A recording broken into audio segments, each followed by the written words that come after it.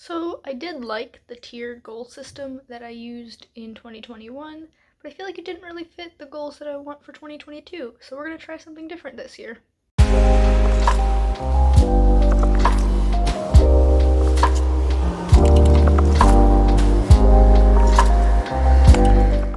Hello everybody, my name is Danny and welcome back to my channel. Today I'm going to be talking about my goals for 2022. So basically, I have broken them down into time frames. So I have some goals that spread over the entire year.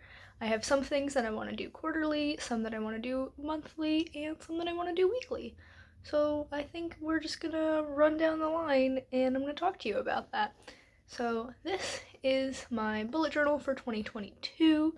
I got this really cute sticker of, I think her name is Celine from Pokemon and she has a Rowlet. To be honest with you, I have not played Sun and Moon. I know that's what she's from, and I'm pretty sure her name is Celine, but I'm not positive on that.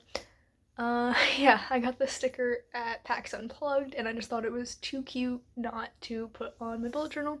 I've never put stickers on my bullet journal before, so this might be the only one I use. I might get more. I haven't really decided yet. So this is the Scribwell A5 dotted notebook. I've never used Scribwell before.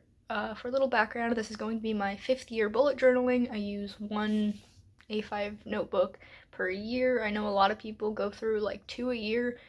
I don't put that much stuff in my bullet journal, but the first 3 years I used the Leuchtturm 1917, and it was okay. The paper quality was just a little bit thin for my taste. I didn't like all of the ghosting that happened, so in 2021 I tried out Stationery Island, and I did really like their notebook, but they are a UK-based company, and because of COVID, they're not shipping to the US right now, so I couldn't order from them for my 2022 bullet journal.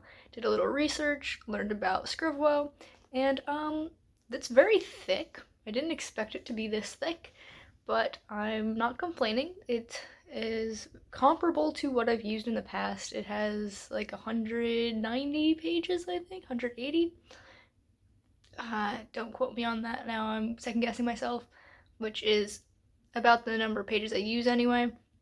And the quality seems really nice so far from what I've set up with my like yearly overview spreads at the beginning and also my January spreads.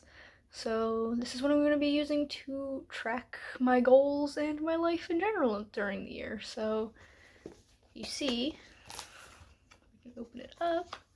Whoop. I have a cute little cover page here with a quote. And then I have my goals and this cute little rainbow spread. And so I have my yearly goals, quarterly, monthly, and weekly. And I'm not going to hold this up the entire time we're in this video. I just wanted to show you my layout because I thought it was adorable and I wanted to share that with people. So without further ado, let's just talk about my goals. So my first year-long goal is to read 60 books, which averages to 5 a month.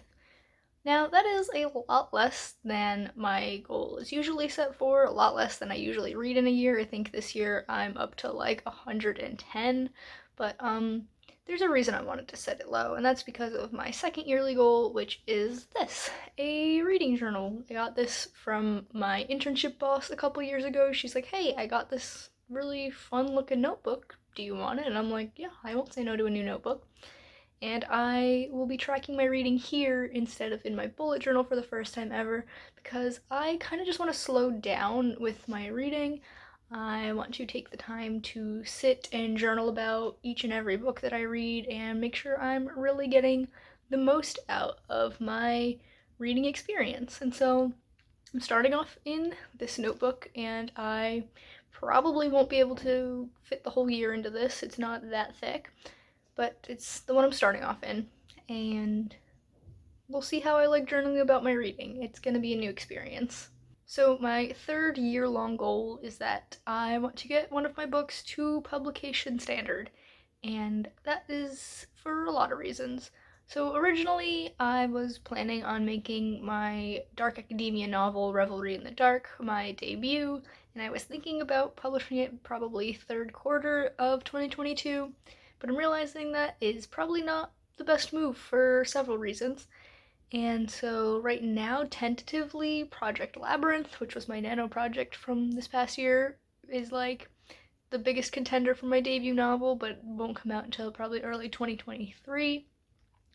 But basically, I just want to take my time with the publishing process. I don't want to rush it. I want to figure out the best way for me to do things and take my time with it, and that way, hopefully, I can not be anxious about the whole publication process. I mean, obviously, I'll be a little anxious. I'd be sharing my work with the world for the first time ever. Well, not first time, but you know what I mean. Yeah, so I just want to maybe not publish a book this year, because I don't think that's going to happen, but get a book publication ready. And lastly, for my year-long goals, I just want to try out some new hobbies. So Marta has been begging me and basically everyone else to try crochet for just about as long as everyone's known her, because she is the crochet queen. And you know what? I'm actually going to give it a go. I have a crochet hook. Yesterday at work, I bought some yarn, and I'm just gonna try and make some stuff. And, you know, it sounds like a lot of fun. And if you guys have any other recommendations for hobbies that I should try out during the year, be sure to leave them in the comments because I will gladly look through them. Moving on to quarterly goals, I only have two for this, and the first one is that once a quarter, I want to do a big deep clean of my living space, even cleaning up stuff that doesn't seem dirty. I want to clean up the entire bathroom and the kitchen and the bedroom and all that jazz. I just feel like it'd be a good thing for both my mental and physical health to just do a big clean and make sure everything is at a nice state all at the same time. There's not really much else to it. My other quarterly goal is kind of similar in that I want to go through my stuff, mostly my clothes, and kind of weed out stuff that I don't want or need anymore so that I can donate it and let someone who actually is going to get better use out of it have it. And this is also going to give me an excuse to go to the thrift store because I loved thrift shopping. And I just think doing it once a quarter seems like a good timeline for that, like seasonally almost. And now on to the monthly goals. And for a little bit of backstory, I received this D&D themed cookbook for Christmas last year in 2020, and I have not used it. It's just been sitting on my bookshelf.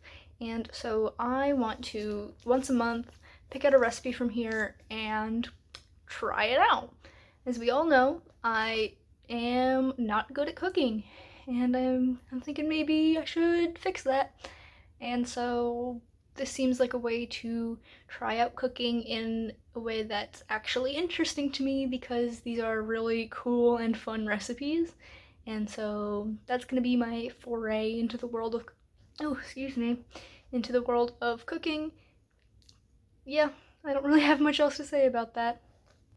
My second monthly goal is that at least once a month I want to host a live stream. Of course, when it is my turn to host the Chaos Queen stream, that would count for this, but in months where one of the Chaos streams doesn't fall on my channel, I would like to still host something, whether it's reading sprints or poetry like the one that I did a few months ago, or anything else. I just really think streaming is a fun way to connect with my friends, and I think once a month is a good, like, I don't know what word I'm going for here, but I feel like hosting once a month is a good timeline, we'll say. Next, I want to have a date night with my boyfriend once a month, because most of the time when we go out, it's with our friends, and we don't even go out very often, so I think even if it's just like going out and buying food and coming home to cook it, like doing something like that once a month is just a nice way for the two of us to spend some quality time together. And my last two monthly goals involve like getting up and moving around, and the first one is just that I want to go for a walk for leisure once a month.